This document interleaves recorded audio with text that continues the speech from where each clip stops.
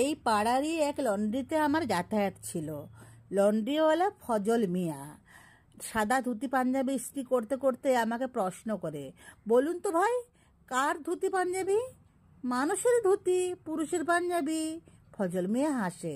আমরা জামা কাপড় কাচি, চোখ বুলিয়ে কিংবা একটু গন্ধ নিয়ে ঠিক বলে দেব পোশাকটি কার।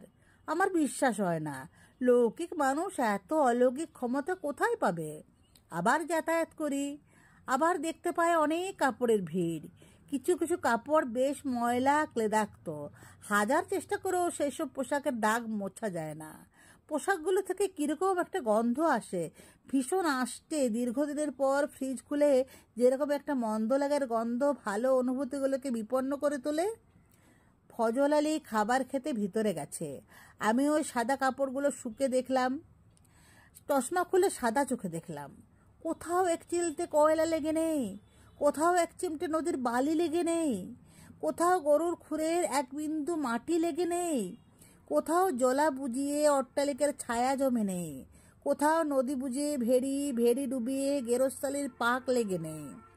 চোখ বন্ধ করে অনেকক্ষণ ধরে সাদা জামা কাপড় শুকিয়ে দেখতে দেখতে হঠাৎ শুনতে পেলাম, যে শিশু ভূমিষ্ঠ হলো আজ রাত্রে, তার মুখে খবর পেলুম বাকিটা শোনা হয়নি, বাকিটুকু শোনা হয়ে আছে।